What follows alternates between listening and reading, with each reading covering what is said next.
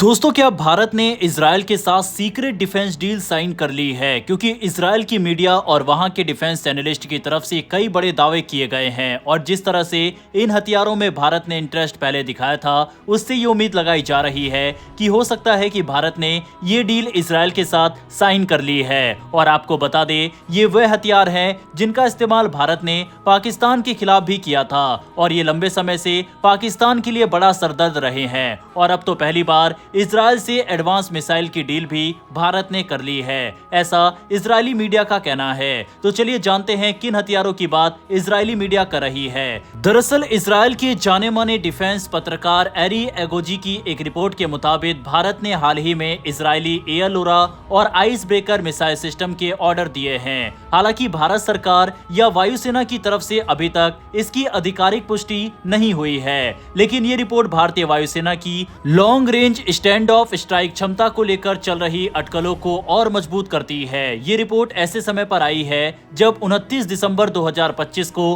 भारत की रक्षा खरीद से जुड़ा एक बहुत बड़ा फैसला लिया गया। रक्षा मंत्री राजनाथ सिंह की अध्यक्षता में डिफेंस एक्विजिशन काउंसिल ने करीब 8.7 बिलियन डॉलर के एक बड़े रक्षा पैकेज को मंजूरी दी। इस पैकेज में इजराइल की कंपनी राफेल से स्पाइस 1000 प्रिसीजन गाइडेड किट्स की खरीद भी शामिल है। इन किट्स के आने से भारतीय वायुसेना की डीप स्ट्राइक और सटीक हमले करने की क्षमता में बड़ा इजाफा होने वाला है। इंडियन डिफेंस रिसर्च विंग पहले ही रिपोर्ट कर चुका है कि एयर लोरा और आइस ब्रेकर मिसाइलें काफी समय से भारतीय वायुसेना को ऑफर की जा रही थी, खास तौर पर उन मिशनों के लिए जहां दुश्मन के बेहद सुरक्षित, अहम और हाई वैल्यू टारगेट को लंबी दूरी से नष्ट करना हो। हालांकि भारत की तरफ से अभी तक इन ऑर्डर्स पर कुछ भी कहा नहीं गया है। अगर आइस ब्रेकर मिसाइल की बात करें तो ये एक एडवांस लॉन्ग रेंज और पूरी तरह ऑटोनोमस प्रिसीजन हथियार है। इसे जमीन और समुद्र दोनों तरह के हाई वैल्यू टारगेट को निशाना बनाने के लिए डिजाइन किया गया है। इस मिसाइल की सबसे बड़ी खासियत यह है कि ये जीपीएस या सैटेलाइट नेविगेशन के बिना भी बेहद सटीक तरीके से काम कर सकती है। यानी अगर दुश्मन इलेक्ट्रॉनिक वॉरफेयर के जरिए जीपीएस जाम कर दे, तब भी आइस ब्रेकर अपने टारगेट को पहचान कर मार गिराने में सक्षम रहती है। आइस ब्रेकर में ऑल वेदर इलेक्ट्रो ऑप्टिकल और इंफ्रारेड सीकर लगाया गया है, जो सीन मैचिंग और ऑटोमेटिक टारगेट रिकॉग्निशन तकनीक से लैस है। ये मिसाइल जमीन पर बहुत नीचे उड़ते हुए या समुद्र के ऊपर सी स्कीमिंग प्रोफाइल में जाकर दुश्मन की एयर डिफेंस सिस्टम को चकमा दे सकती है। इसकी डिजाइन ऐसी है कि रडार पर इसकी पकड़ बहुत कम आती है। यही वजह है कि इसे आधुनिक इंटीग्रेटेड एयर डिफेंस सिस्टम को भेदने के लिए बेहद खतरनाक हथियार माना जाता है। दूसरी तरफ एयर लोरा मिसाइल एक अलग ही कैटेगरी का हथियार है। ये इजराइल की लोरा शॉर्ट रेंज बैलिस्टिक मिसाइल का एयर लॉन्च वर्जन है। एयर लोरा को खास तौर पर गहराई में मौजूद मजबूत और रणनीतिक टारगेट को नष्ट करने के लिए तैयार किया गया है। ये मिसाइल बेहद तेज सुपरसोनिक स्पीड से उड़ती है और फायर एंड फॉरगेट सिस्टम पर काम करती है, यानी लॉन्च के बाद पायलट को इसे गाइड करने की जरूरत नहीं पड़ती। एयर लोरा की एक बड़ी खासियत यह है कि इसे लॉन्च होने से ठीक पहले भी टारगेट कोऑर्डिनेट्स दिए जा सकते हैं। इससे अचानक सामने आए या समय संवेदनशील टारगेट्स पर तुरंत हमला करना संभव हो जाता है। कंपनी का दावा है कि इसकी गाइडेड सिस्टम दुश्मन की जैमिंग कोशिशों से काफी हद तक सुरक्षित रहती है। असल में एयर लोरा और आइस ब्रेकर इजराइल की उस रणनीति का हिस्सा है जिसमें बैलिस्टिक मिसाइल और लॉन्ग रेंज आर्टिलरी टेक्नोलॉजी को एयर लॉन्च हथियारों में बदला जा रहा है। IMI रैम्पेज और राफेल रॉक जैसी मिसाइलें भी इसी सोच का उदाहरण है। इनका मकसद है लंबी दूरी से तेज और सटीक हमला करके दुश्मन के सबसे सुरक्षित ठिकानों को भी तबाह करना। अगर भविष्य में ये खरीद पक्की होती है तो स्पाइस 1000 एयर लोरा और आइस ब्रेकर का कॉम्बिनेशन भारतीय वायुसेना को एक बेहद खतरनाक और विविध प्रिसीजन स्ट्राइक पोर्टफोलियो देगा। इससे दुश्मन के एयर डिफेंस प्लानर्स के लिए भारत के खिलाफ रणनीति बनाना काफी मुश्किल हो जाएगा।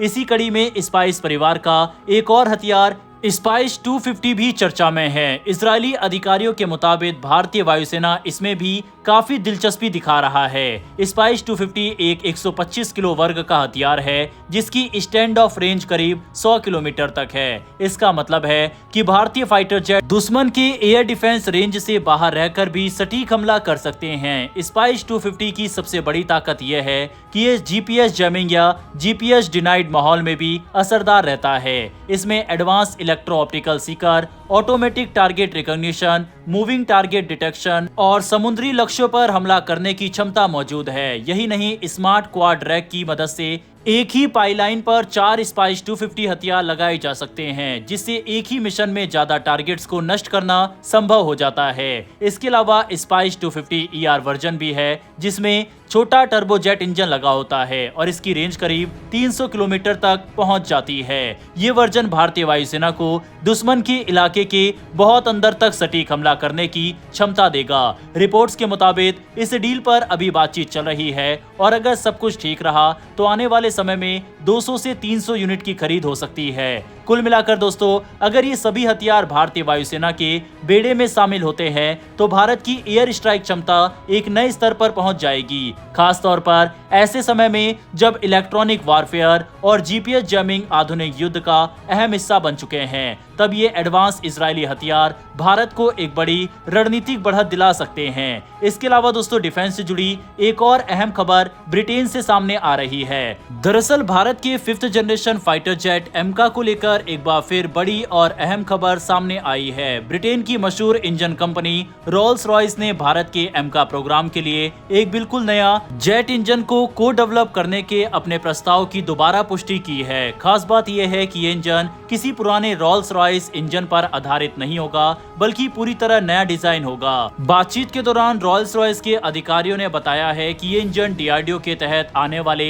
GTRE के साथ मिलकर विकसित किया जाएगा। शुरुआत में इस इंजन को 73 किलो न्यूटन ड्राई थ्रस्ट और 120 किलो न्यूटन थ्रस्ट देने के लिए डिजाइन किया जाएगा, जो एमका मार्क 2 के ट्विन इंजन कॉन्फ़िगरेशन के लिए जरूरी है। इस ऑफर की सबसे बड़ी ताकत इसका भविष्य में अपग्रेड होने की क्षमता है। रिपोर्ट्स के मुताबिक यही इंजन आगे चलकर 95 किलो न्यूटन ड्राई और 152 किलो न्यूटन वेट थ्रस्ट तक पहुंच सकता है। अगर ऐसा होता है तो ये इंजन अमेरिका के F-22 रैप्टर में इस्तेमाल होने वाले F119 इंजन की कैटेगरी में आ जाएगा। इससे भारत को सिर्फ एमका ही नहीं बल्कि भविष्य के 6th जनरेशन फाइटर जेट, भारी UCAV और यहां तक कि स्टेल्थ बॉम्बर जैसे बड़े प्लेटफॉर्म डिजाइन करने की आजादी मिल जाएगी। फिलहाल एमका मार्क 1 और अमेरिकी GE F414 इंजन इस्तेमाल होने की योजना है, लेकिन भारत का लंबी अवधि का लक्ष्य एक पूरी तरह स्वदेशी 5th जनरेशन इंजन बनाना है ताकि विदेशी कंपनियों पर निर्भरता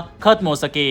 हालांकि हालिया मीडिया रिपोर्ट्स में दावा किया जा रहा है फ्रांस की कंपनी साफरान को एमका इंजन प्रोग्राम के लिए प्राथमिक साझेदार चुना गया है। साफरान की खास पेशकश है पूरी टेक्नोलॉजी ट्रांसफर और भारत में मैन्युफैक्चरिंग लाइन, लेकिन अभी तक इसकी कोई आधिकारिक पुष्टि नहीं हुई है। ये बात भी फ्रांस की तरफ से ही कही जा रही है। रोल्स रॉयस की सक्रियता से साफ है कि मुकाबला अभी खुला है और भारत के पास भविष्य के लिए कई मजबूत विकल्प मौजूद है। वैसे दोस्तों, डिफेंस के पॉइंट ऑफ व्यू से इजराइल, फ्रांस और रूस में से किस देश को आप भारत के लिए सबसे ज्यादा अहम मानते हैं? कमेंट बॉक्स में अपनी राय को लिखकर बताइएगा। साथ ही डिफेंस और वर्ल्ड अफेयर से जुड़ी ऐसी डेली वीडियोस के लिए नीचे दिए गए सब्सक्राइब बटन को प्रेस कर बेल आइकन को जरूर दबा लें। फिर मिलेंगे ऐसी एक नई वीडियो के साथ। धन्यवाद। जय हिंद, जय भारत।